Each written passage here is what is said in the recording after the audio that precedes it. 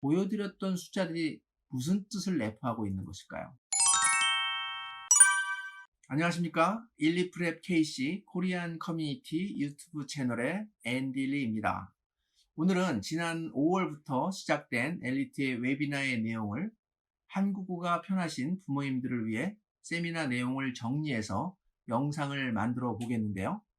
이번 엘리트의 Understanding College Admission 2021 웨비나 시리즈 중 오늘은 그 첫 번째 시간으로 새로이 변경된 대입제도 과연 어떻게 준비해야 하나 라는 주제로 말씀드려 보도록 하겠는데요.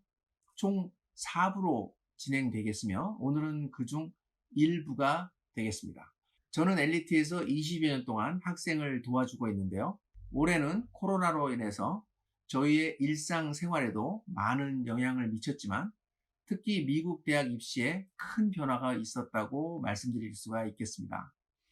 이에 이번 시간에는 올해 2021년도 미국 대학 대입 관련 정보 공유와 입시 경향을 점검해 보는 시간을 가져봄으로써 우리 자녀들의 미국 대학 입시를 좀 더 효과적으로 준비할 수 있기를 바랍니다. 바로 시작합니다. 우선 2021년도 미국 입시에 무슨 변화가 있었는지 먼저 알아보도록 하겠습니다. 첫 번째는요, 컬리지 보드가 SAT2라고 하죠. 바로 SAT 서브젝트 테스트를 완전히 없애버렸습니다. 이제는 이 시험을 보고 싶어도 볼 수가 없게 되었습니다. 다음에 다시 이야기하겠지만 이 때문에 대학 입시에는 AP 테스트가 더더욱 중요해졌습니다. SAT 서브젝트 테스트는 Math 2C, Biology, US History, World History, Korean 같은 시험들이 있었는데요. 혹시 이 시험을 이미 받고 성적이 좋은 학생들은 이 시험 성적을 올해 2021년도 가을입니다. 올해까지는 대학 지원서에 성적을 적을 수가 있겠습니다. 두 번째입니다. 거의 대부분의 대학들이 SAT 혹은 ACT, 테스트 required, 시험 필수에서 테스트 옵셔널 혹은 테스트 블라인드로 변경되었다는 것입니다. 왜 이렇게 변경되었는지 그 이유를 잠시 뒤에 설명드리도록 하겠고요. 그 이유를 알면 우리가 대학 입시를 준비하는 데 있어 많은 도움이 될 것입니다. 세 번째는 Early Apply, 즉 Early Action 그리고 Early Decision으로 지원할 경우 올해 더더욱 예년에 비해 합격하기가 어려워졌는데요. 사실 매년 Early Apply의 경쟁률이 올라가는 추세이긴 했는데요. 올해는 보통의 인상폭이 아닌 갑자기 매우 높은 경쟁률을 보였습니다. 네 번째는요, UC의 경우는 경쟁률이 정말 대단히 높아졌습니다. 예를 들면 MIT와 캘텍에 합격을 했는데 오히려 UCLA와 UC 버클리에 불합격 혹은 웨이링으로 발표가 난 사례가 생길 정도로 UC의 합격률은 정말 상상할 수 없을 만큼 대단했습니다. 다섯 번째는요, CSU도 UC만큼은 아니지만 예년에 비해서 역시 경쟁률이 많이 높아졌고요. 잠시 후에 이 부분에 대해서 자세히 말씀드리도록 하겠습니다. 자, 이제 왜 테스트 팔러시, 시험 정책이 테스트 블라인드, 테스트 옵셔널로 바뀌게 되었는지 그 이유를 잠깐 살펴보도록 하겠습니다. UC의 경우 다른 대학이 테스트 팔러시를 바꾼 이유와는 조금 다른 이유가 있습니다. 자, 현재 UC 캠퍼스의 인종별 분포를 먼저 살펴보도록 하겠습니다. 에이시안, 퍼시픽 아일랜더가 36%, YC 34%이고요. 히스패닉과 아프리칸 아메리칸은 20% 정도이고요. 인터내셔널과 아더스가 10% 정도 혹은 그 미만이 되겠습니다. 자, 그럼 이제 2019년도 기준 전체 가주, 캘리포니아에 거주하고 있는 인구의 인종별 퍼센테이지를 알아보겠습니다.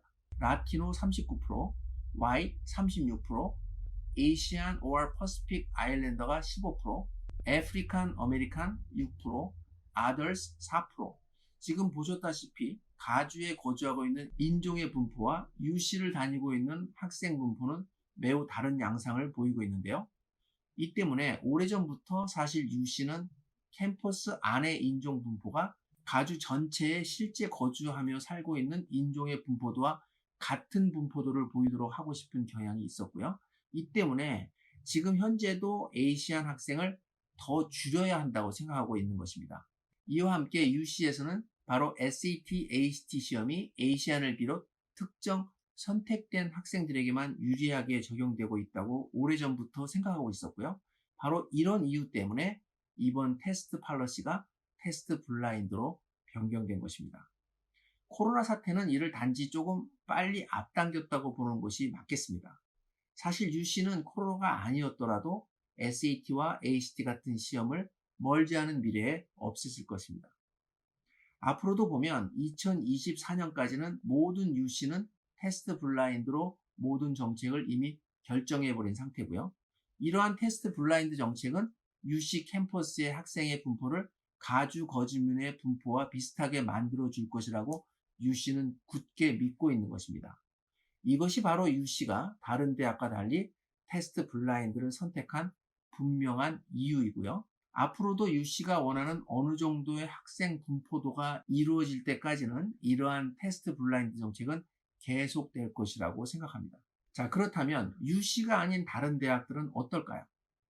이들은 UC와 다르게 바로 코로나 때문에 테스트 옵셔널로 바뀌게 되었습니다. 왜냐하면 코로나 사태로 인해 시험 장소가 폐쇄되고 이로 인해 시험이 계속해서 취소가 되고 학생들은 시험을 볼 수가 없었기 때문에 어쩔 수 없이 테스트 옵셔널 정책으로 변경을 할 수밖에 없었던 것입니다. 즉 UC를 제외한 다른 대학은 코로나가 진정이 되면 다시 원래대로 테스트 성적을 필요로 할 것이라는 예상을 할 수 있겠습니다. 다시 말씀드리면 이번 여름방학이 지나면 11학년이 되는 학생들의 경우 non-UC 대학에 지원을 할 경우 SAT, ACT 시험을 꼭 봐야 한다는 것입니다. 아무튼 테스트 옵셔널과 테스트 블라인드 정책으로 인해서 작년 2020년도 그리고 2021년도 대학 지원 시 엄청난 영향과 변화가 있었고요. 또 올해 말 대학을 지원하는 학생들까지는 올해와 똑같이 이러한 현상이 반복될 것이라는 것을 모두들 예상할 수 있을 것입니다. 그리고 이번에 특히 제일 많이 변화된 것이 Early Apply, Early Decision, Early Action으로 지원하는 학생들의 증가량입니다. 차트를 한번 보시죠. 모든 대학을 가져오지는 못했지만요. 우리는 이 자료를 통해 대부분의 다른 대학도 예측을 할 수 있겠습니다. 그 중에 MIT 경우 Early Action으로 지원한 학생의 수가 60%나 증가했습니다. 그리고 대부분의 아이비리그 대학들은 평균 30%의 증가가 있었는데요. 올해 MIT에 지원한 학생 중 매우 출중한 학생들도 엔지니어링이나 컴퓨터 사이언스 경우 모두 웨이팅으로 결정되는 것을 보고 매우 큰 충격을 받았었습니다. 자, 이번에는 아이비리그의 합격률을 한번 살펴보도록 하겠습니다. 하버드의 경우 REA인데요. 13.9%에서 7.4%로 내려갔는데요. 거의 반으로 내려간 것입니다. 여기서 REA, Restrictive Early Action이란 말은 원래 Early Action은 Early Action 정책을 갖고 있는 대학은 제한 없이 많은 곳을 Early Action으로 지원할 수 있지만 REA는 Early Action으로 지원을 하되 이 대학 한 곳만 지원을 할 수 있는 정책이 되겠습니다. 350명의 학생이 디퍼가 되었는데요. 이는 신입생 수의 약 25%에 해당하는 수치입니다. 여기서 디퍼란 용어를 잠깐 설명드리면요. early로 apply 한 학생들 중에 리젝트 하기는 조금 아까운 학생들에게 regular apply 한 학생들과 함께 한 번 더 리뷰를 하겠다는 뜻이 되겠습니다. 다트머스의 경우 early decision 합격률이 26%에서 21%로 내려갔으며 이 말은 early decision은 early action에 비해 그렇게 많은 합격률의 하락은 없었다는 것입니다. 조금은 다행이었고요. 이 대학은 172명의 학생이 디퍼된 학생이었습니다. 전체적으로 아이비리그의 대학의 지원자는 증가했고요. 사실 미국 내 탑 22 대학들은 모두 매우 큰 폭의 지원자 수의 증가를 가져왔다고 볼 수 있겠습니다. 각 중요 대학의 합격률 잠깐 알아보겠습니다. 하버드의 경우 3.4%이고요. 콜롬비아의 경우 3.7%이고요. 예일의 경우 4.6%입니다. 정말 어마어마하지 않습니까? 이제 상위 아이비리그나 상위 대학들은 5% 미만의 합격률을 보이고 있습니다. 자, 계속해서 USC의 경우 16%에서 12%로 내려갔고요. UCLA의 경우 14%에서 10.5%로 내려갔는데요. 이제 UCLA는 합격률이 아이비리그와 같이 한 자릿수가 될 것입니다. 이렇게 되면 UCLA와 UC 버클리 학교, 특히 엔지니어링 메이저는 합격하기가 정말 어렵다는 이야기가 되겠습니다. 이번에는 대학 지원자 수를 한번 확인해 보도록 하겠습니다. UC 지원자는 총 15%가 증가했고요. CSU는 5%가 오히려 감소했는데요. CSU를 잠깐 한번 살펴보면요. CSU 중에는 캘폴리 슬로, 샌루이스 오비스포는 지원자 수가 4%가 증가했고요.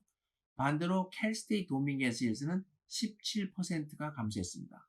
현재 CSU는 총 23개의 캠퍼스가 있는데요. CSU의 경우 상위 몇 개의 CSU는 매우 인기가 높아서 지원자 수가 매년 증가하고 있고요. 나머지 CSU는 지원자 수가 줄고 있는 현상이 일어나고 있습니다. 인기 있는 CSU는 캘폴리 슬로, 캘폴리 포모나, 샌디에고 스테이트, 캘스테이트 롱비치, 캘스테이트 플로튼과 같이 5개 정도의 대학은 지원자가 어마어마하게 매년 늘고 있고요. 이는 인기 있는 학교에 몰린다는 이야기가 되겠습니다.